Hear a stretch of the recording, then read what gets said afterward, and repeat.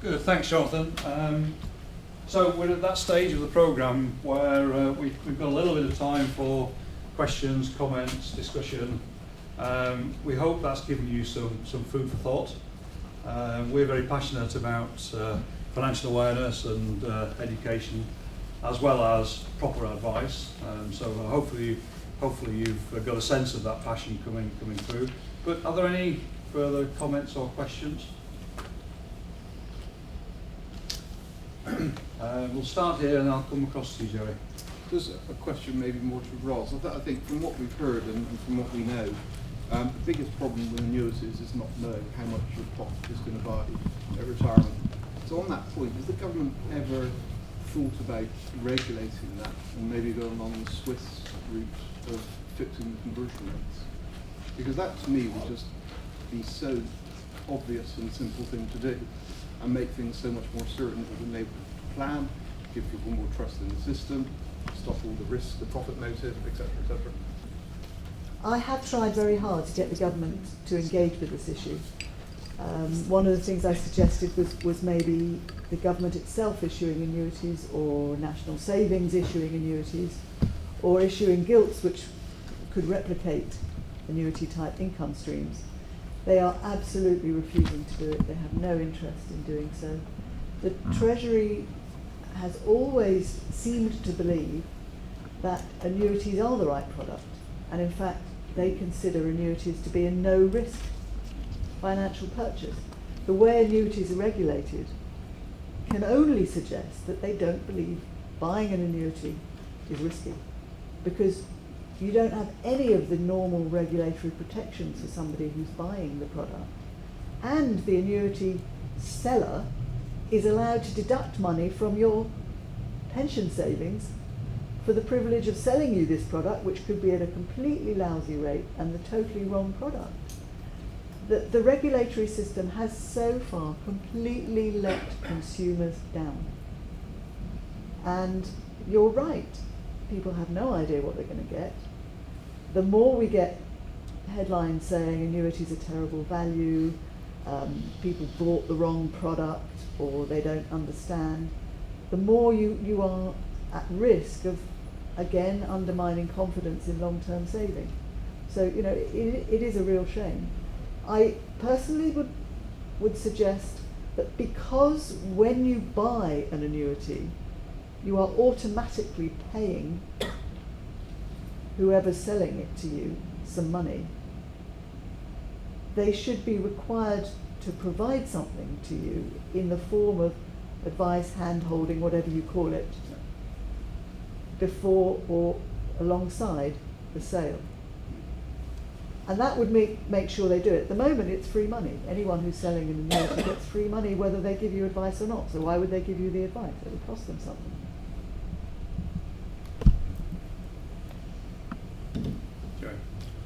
Yeah, I think some observations and maybe a particular point. Do I need it? No, people call me loud anyway, no, most of the time. Observations and sort of a particular point, and a particular point based on where I'm working at the moment, but based on a passion I believe in. Observations really, I think a lot of the comments are here, that the employer is the trusted vehicle for giving support. I fully endorse that. That's really the start point for helping employees understand what we need to do. I think safe harbour point, I've written it down here, you already brought it up, that's great, but I think employers need to have the opportunity to be able to talk sensibly and openly with their employees and educate them without the fear of that recrimination.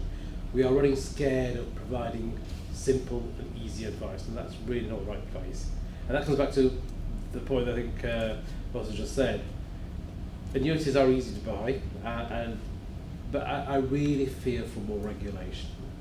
We're heading up to an environment where it's nanny state. So no matter what I do, I can sue someone, rather than actually I need to take some time to think about it and actually take some ownership of the outcome. And that's coming at it from two different angles. Yes, you need to support people, but people need to take ownership as well. And without that, you will end up with more and more mis-selling, because regulations will create more opportunities to mis-sell. And that's a big fear I've got.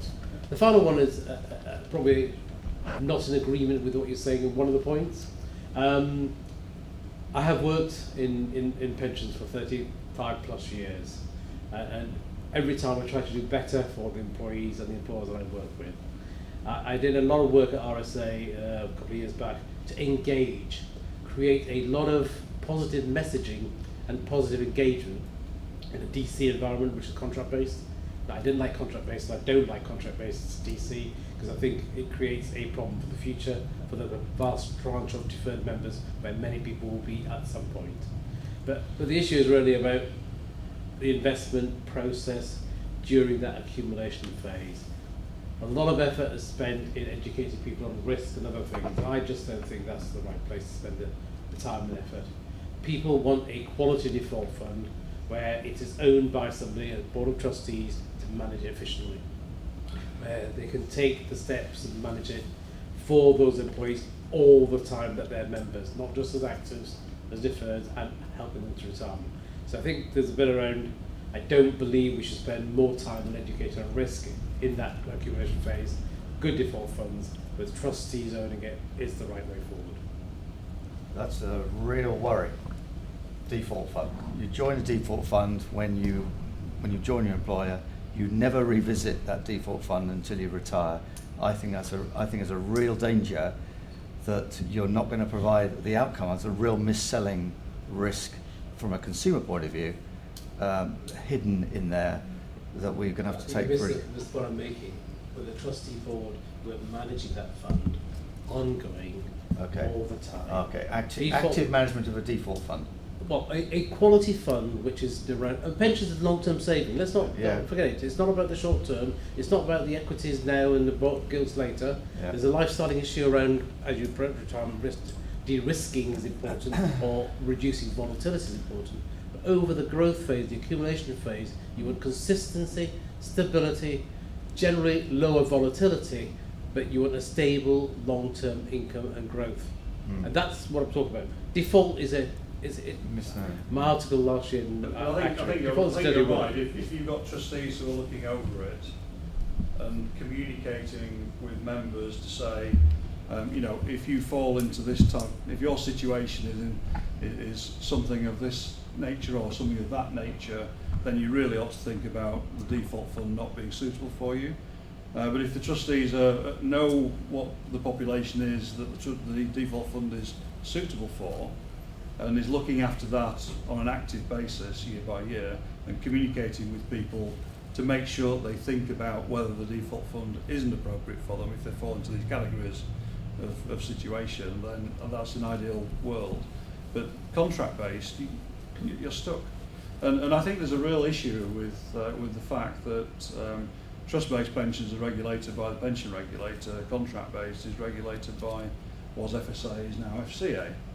And they claim to talk to each other, but I'm not sure they get along that well.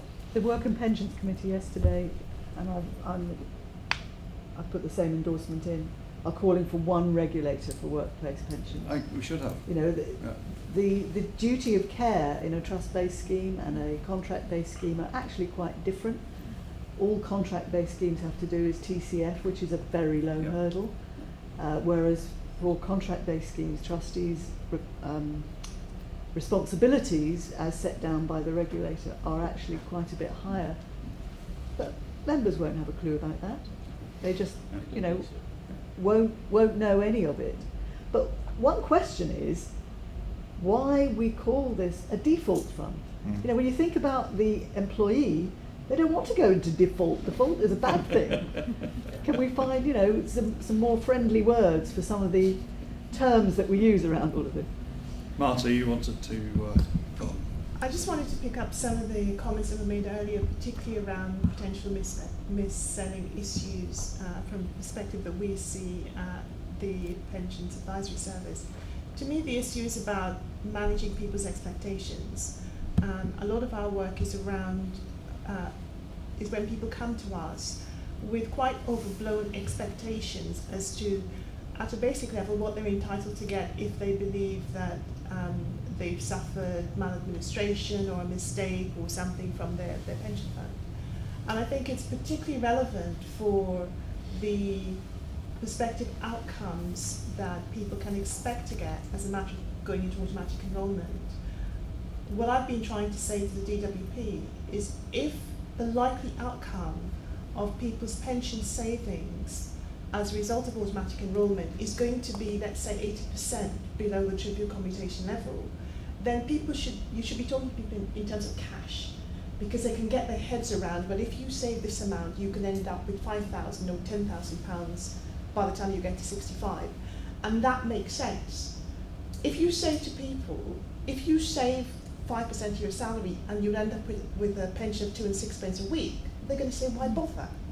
And so the whole information base as to what it is we tell people and when we tell people this information needs to change, because if not, people are going to feel aggrieved and they are going to think that they've been missold something when they haven't. I completely agree with you, but that is absolutely against what the politicians are trying to do. I was at a lunch with the House of Lords, Lord Wilkin and the Commission on Demographic Change last week, and the way they are heading, they're doing a new review, taking further their initial report. They are saying, how can we make it clearer to people what income they are going to get? We're not interested in the lump sum. I think that's a fundamental mistake. And you've also got the requirements now coming out that with your pension savings statement, you're going to be required to be provided with an inflation-adjusted retirement income projection. As you say, it's going to deliver you a tiny income, and people will say, oh, what on earth am I bothering? If you said to an ordinary worker, you might have £10,000, for many of them, they'll think that's a decent sum of money. That's a car or a... But the pensions industry at the moment and the politicians and policymakers are all focused on helping people look at income. And from a consumer perspective, I think they are slightly misguided, and it could be actually counterproductive. I think we've started a debate that could go on for quite some time. But I am conscious of time. We did promise you that we'd close at 11, so I'm sorry we're a few minutes late, but I'm going to draw the formal part of the proceedings to a close at this stage. For those of you who've got a little bit more time and want to carry on talking, there are refreshments in the room that we had refreshments in before we came in. So if you'd like a cup of coffee and want to carry on talking, that's super. You're more than welcome. If you need to get away back to your desks, then that's fine too. So thank you all for coming. Thank you for spending time with us, and let's hope that collectively we can make a difference in this area. Thank you very much indeed.